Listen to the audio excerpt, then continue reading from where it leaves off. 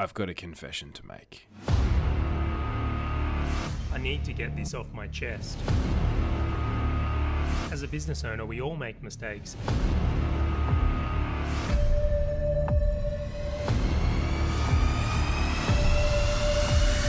I've got to confess. Hey guys, it's Charlie here from Confessions of a Business Owner, and today I am joined by Ronan Leonard of Eccountability. Now, Ronan is a good friend, and I'm excited to have him on the podcast today. He's also a member of the association, one of the members of the community that we really value. So, Ronan, how are you doing over there? I'm doing really well, Charlie. It's great to be on your show.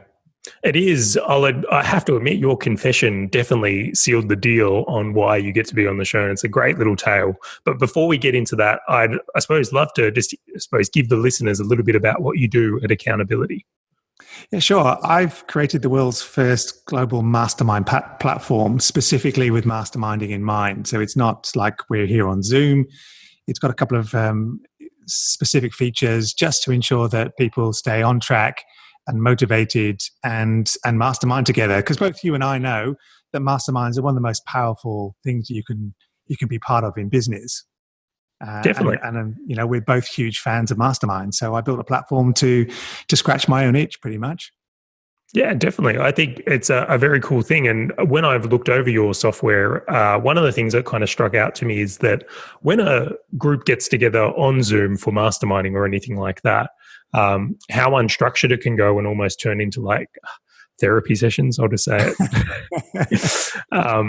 But what's really interesting, what you've done is allocating the right time to people so that it's structured and you actually get progress from your groups, which I thought was very, very cool. So I'll give it a shameless plug straight up. Check out Eccountability, and we'll have some links in the show notes if you want to have a look at the platform and how that all works. But it is time. Are you ready for this?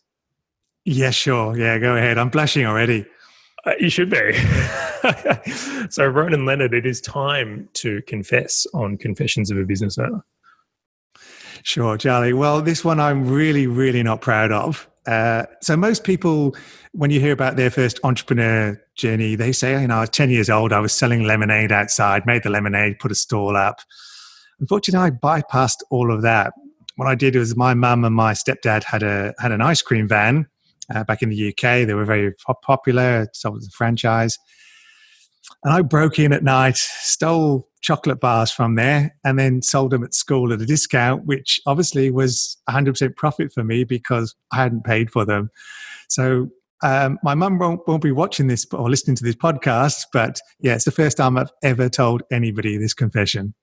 This is amazing. Did you ever get caught is the first thing I've got to ask. No, I didn't. I from memory, I probably only did it about 4 or 5 times, and it might have been the guilt tripping in, but I stopped. But yes, I never got caught. Amazing. Now, such an interesting tale, because a big part of me believes that entrepreneurs are born. That's something that happens, that we're just created in a certain way where we're suited to being business owners and seeing opportunity and creating value in the world. I don't know if you agree with that statement or not, but it certainly highlights to my point that what inspired you to do this, or why did you see this as the opportunity? It just seemed a quick way of making money, I suppose, and certainly, obviously, there was a need. I'm not quite sure what drove me to do that. I'd agree with you probably about 90% about entrepreneurs being born. I think the others just can't find a place in the business world and just say those rules and regulations and all the things that annoy them are just not for them. So that was me. It was partly sort of finding opportunities, but partly just saying that the structure and a lot of the petty things that happen in business, certainly in corporate world, was just not for me. Oh, I like that little point there, and I would actually agree on that a little bit. There's a lot of people that get into business just because they don't like the company they're all working at. But I will say this, I'll come back around and saying I'm thrilled your moral compass kicked back in, and stealing lollies from mum and dad was quickly surpassed. But I want to share a little story here of my own, because when I knew that business was for me was probably in grade 3, so about that same age. And what happened in my world is that Pokemon cards were huge. Like this was the insane fad at my school at this time. And people would come to school with these cards and trade them, swap them for lollies or other goods or money or other cards. Now, they'd essentially developed their own economy at my school. Like every kid was into them. It was a huge, huge craze. Yeah. Now, my next door neighbor, he went to a different school than I did. And he also was into Pokemon cards, and they were madly crazy into them as well. But something was very, very different at his school. They didn't value the cards the same way we valued the cards. So what would happen is that I would go over to his house and look at my cards, and cards I thought were terrible, he actually thought were amazing, and he wanted to swap for them really quickly. And cards that I wanted, he all of a sudden was like, I don't really want him. He was like, throw them at me. Now, at this point at the time I didn't really know it, but I discovered arbitrage. Arbitrage, so, yes. like arbitrage trading. So I had worked out, I was like, hang on a second, I can get crappy cards from school really easy and swap them for good ones with my neighbor, and also vice versa. And even better, if he gets in on this, we could just off-play each other's. And we did. And we both collected the whole sets of these cards just by leveraging that experience. And I don't want to say like, let's just envision like I was some sort of like, how can we put this cartel leader at my school at this point, rocking around with the folders of cards. But like I was trading for lollies. I was, swapping them for sporting goods, money. It was an astronomically fun experience. But that's where I got my first taste. And the entrepreneurial spirit has obviously been right with me ever since. But it's amazing how many people I speak to have had some sort of childhood experience like the one you've described, and then gone on to be business owners and seen how that's a big way the world works. Yeah, you do see it all the time. So you look for patterns in your life anyway. So it just reaffirms a lot of things you do. I talk about unique genius, and it's one of them where you just look for a pattern. And sometimes people start business late in life because they've just missed those patterns. Absolutely. So I want to dig into some more questions here because you sent a fantastic little media kit over as well on topics and things you like to discuss. And one of the ones that stood out to me is habits and rituals. You've said that this is something that's become important to you. And I wanted to know straight off the bat is like, how important do you think habits and rituals are to business owners? I think they're probably the difference for most people between success and failure. Most people start a business, get a bit of success, get some momentum, and then they just slip into the habit of pretty much reacting to everything. They'll open up, and that was certainly me in my previous business. You open up your inbox and just you're dictated by all the information that comes in. You don't set any kind of planning, any kind of ritual or habit to say, let me work on my most important task, or let me sort of find a way to carve out the time to work on the stuff that's going to grow my business. You then just get stuck in the minutiae of everybody, calling you, emailing you, all those things, and you just lose that focus. That there's a difference between really leveraging what you know and just ending up in a business that pretty much you become a slave to.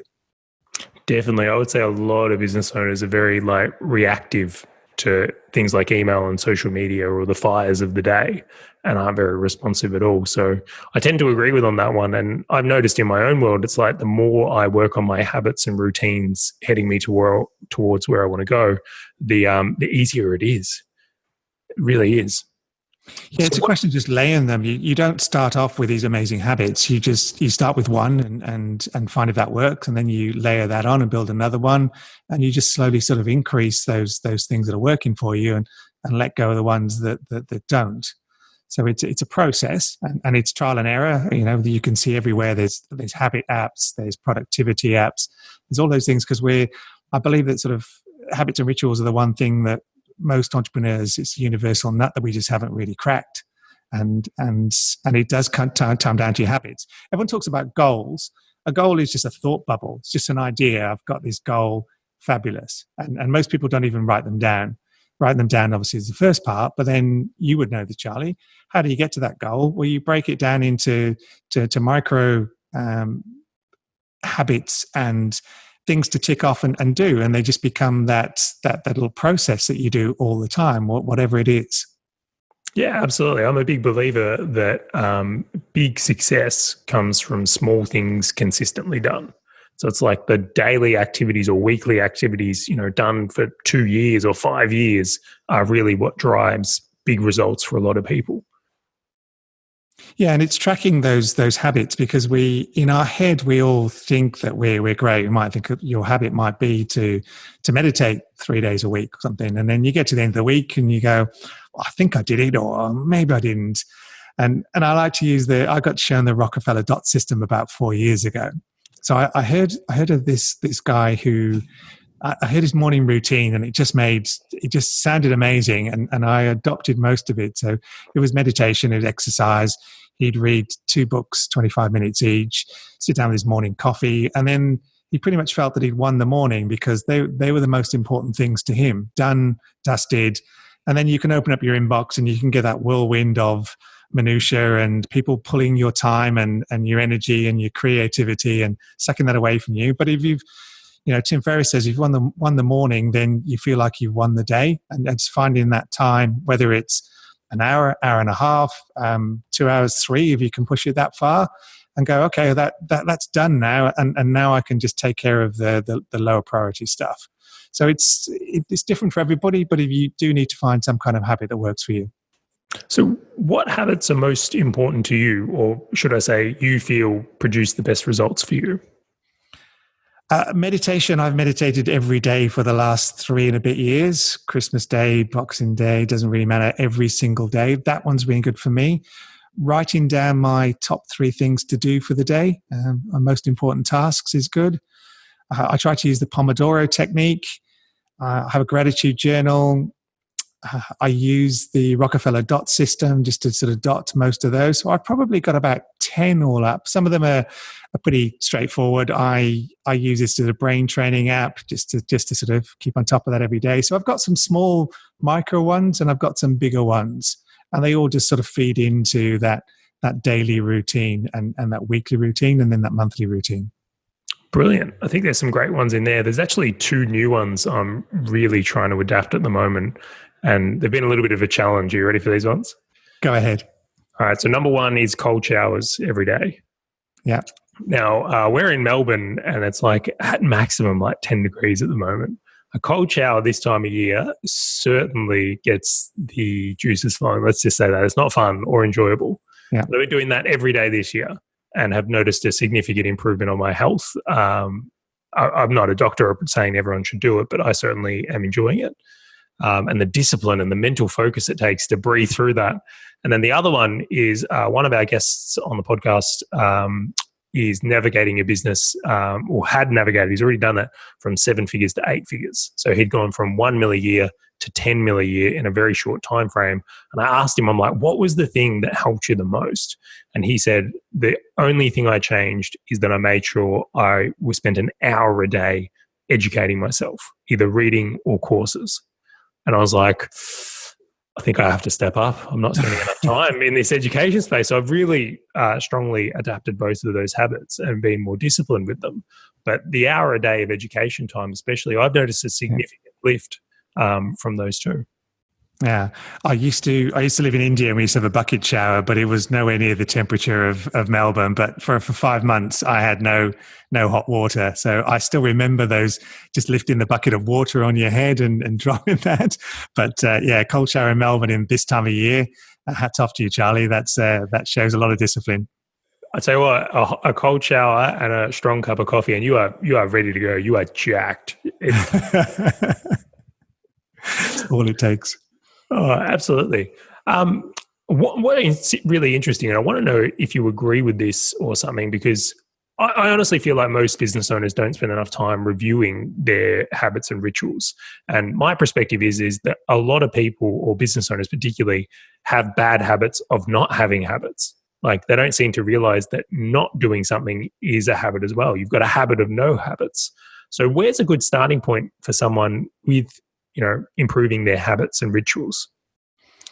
Well, the most times you need to replace a bad habit with a good one. So we've all got habits. We're habitual people, everything from tying up your shoelaces the same way each time. So we have them. It's a question of recognizing them. I tend to tell people about the stop, start, keep method. So review all your habits, what you do almost every day. What do you want to stop? what you want to start, what you want to keep.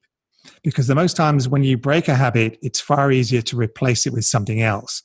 Because that habit is normally a trigger and reward, but also it's some pent-up energy into something. So finding a way to replace that with something else at the same time. But they talk about cigarette smokers doing the same thing. That's why they tend to chew. They blow out. They get fat after they quit. Always. Stop it with food. So you do have to replace that one habit with another one. So that's a key. So I would challenge you and say, Charlie, that most people do have habits. They just don't have the right habits. And then again, really, it's what works for you. There's no right or wrong habit. You can get 10 people give you 10 different habits which work for them, might not work for you. But it's a question of actually testing them and seeing. And if you look at a book like Tribe of Mentors from Tim Ferriss, you'll see consistently that the top people have very similar habits. Meditation's one, you would know this, gratitude journal. You just see the same things come up again. And most of those people didn't learn from each other. They just found that independently. So you can look for people that you admire and recognize and ask them, what's the one habit? You've already done it. You ask that guy, what's your one habit that got you from 1 million to 10 million? So you just ask. Absolutely. I think it's a really important one that comes from there. So when it comes to, I guess, when we look at habits and rituals there, and you mentioned meditation, that's the one I want to come back to, because I haven't been able to crack it. I've tried several times and it just hasn't gelled well with me. And I've tried different versions, different styles and all the rest. But yoga, on the other hand, was like a glove. It fit perfectly. It was, I should rephrase. It was like a perfectly fitting glove. It's like I tried this thing on and I was like, this is me. And it requires no effort or energy for me to do that quite often. So I really do appreciate the individuality of them. Like, you really have to try around in different things and see how you feel, engage them and track them to get the result.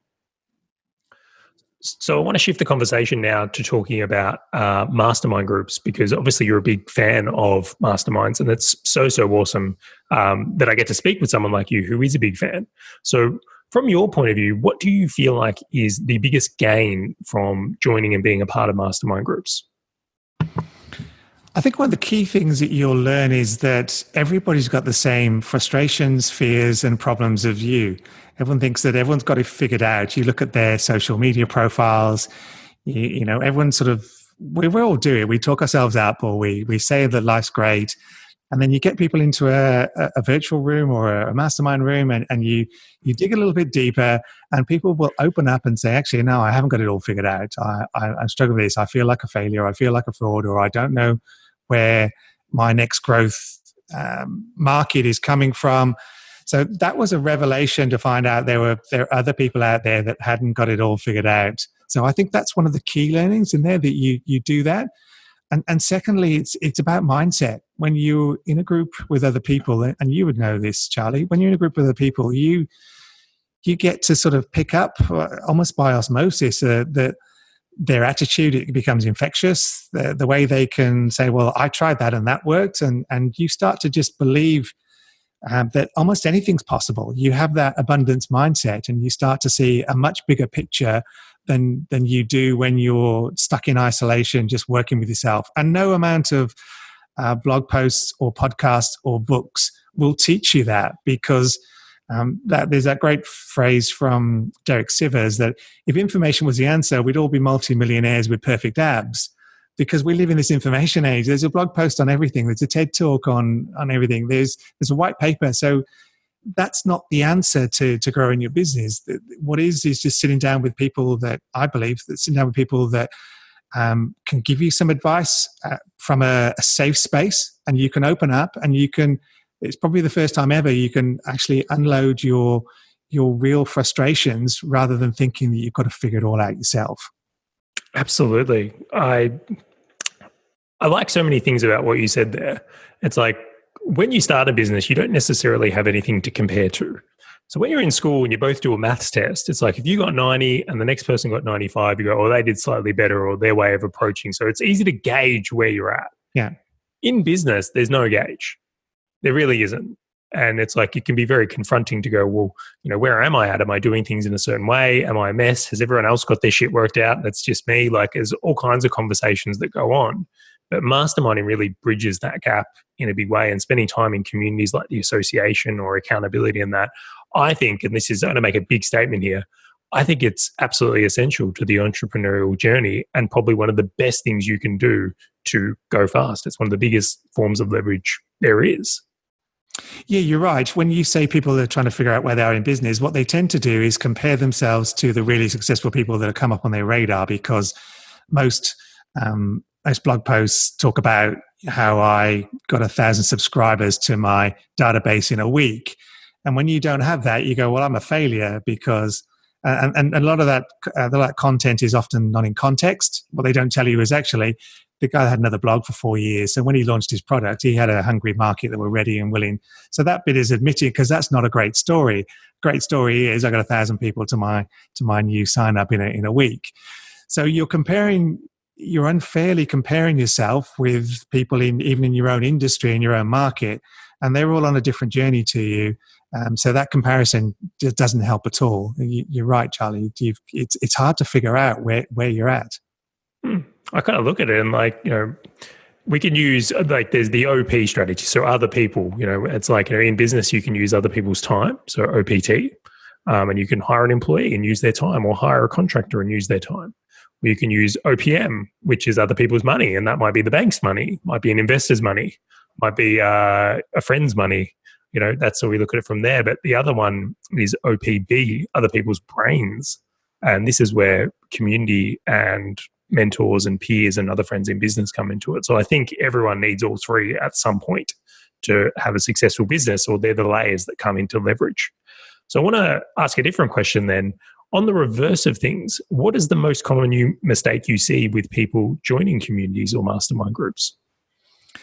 I think they join it thinking that there's going to be a silver bullet, or that they're going to get all this value from other people without giving it.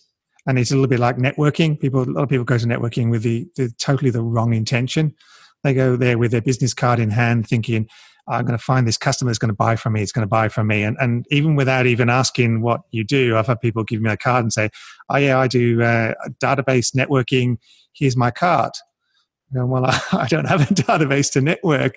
It's they haven't even asked you. And the same thing can happen in these groups where people go, oh, everyone's going to help me, solve my business. And what it's like, Charlie, is that the more you help people, the more people will help you. So you have to have that giving mentality. You have to have that pay it forward. You have to have that mindset that you genuinely love helping other people. Because the simple definition of business is that all you're doing is helping somebody at a price they're willing to pay for. Business is as simple as that. So in theory, and not everybody is, in business, you have to be good at helping people, or you have to want to help people. So it's just a natural extension of that. Other people in business probably just to make money, but the vast majority of us love what we do, love our customers, love seeing that outcome. So we love helping people. It's just a question of tying up with those right-minded people that want to help you and want to pay it forward and have got your back and champion you and support you and want to see you succeed. And I see that with you, Charlie. That's something you have in spades.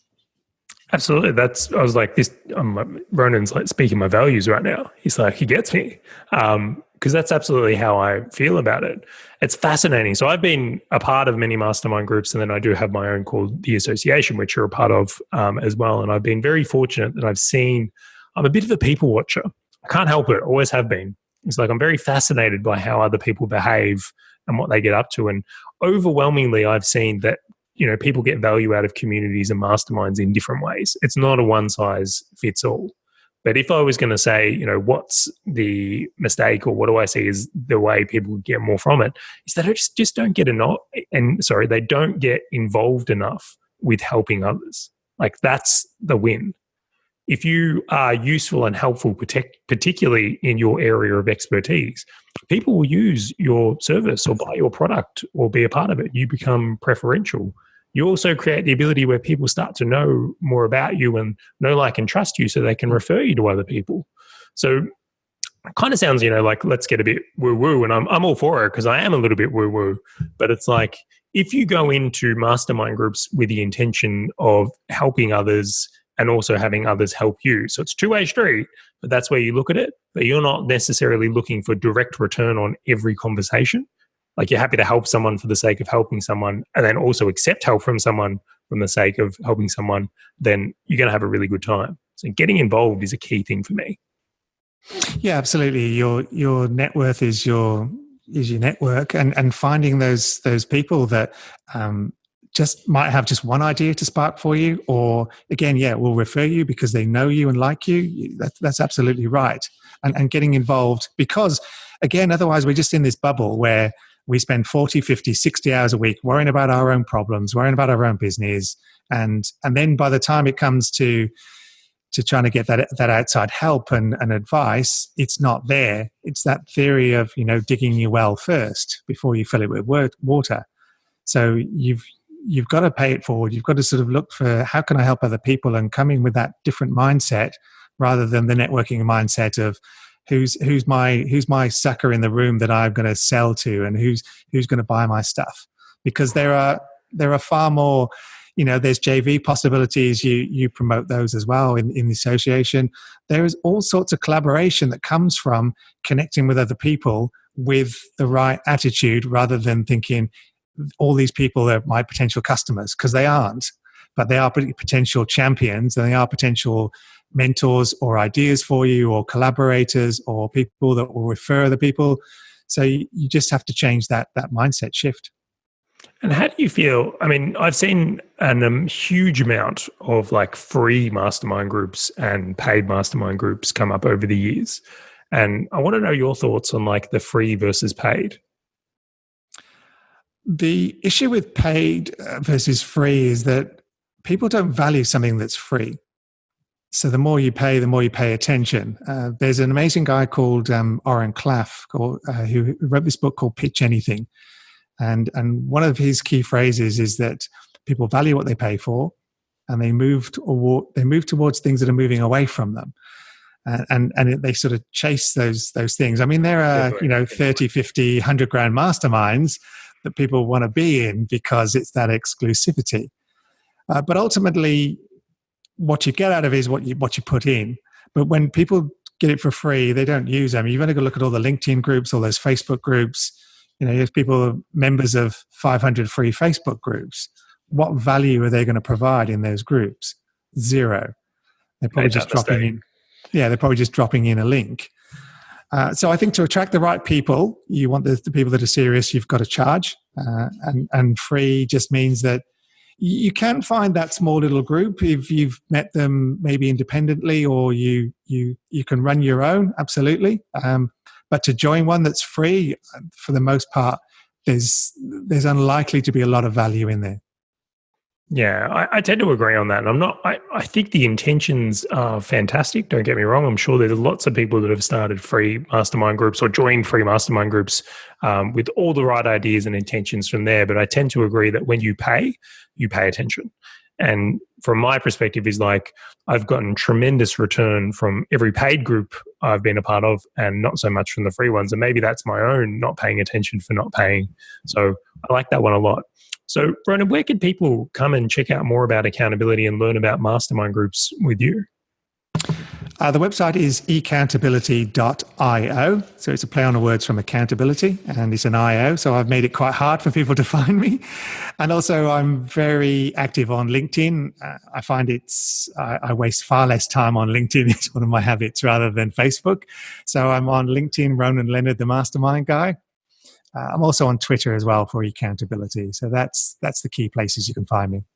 Fantastic. And I'll make sure to include some links below this episode so you can have a look at accountability and the platform from there. So it's been my pleasure to have you on the show, Ronan. A lot of really interesting conversations and points on rituals, stealing lollies, are entrepreneurs born and raised. So massive thank you for being on the show.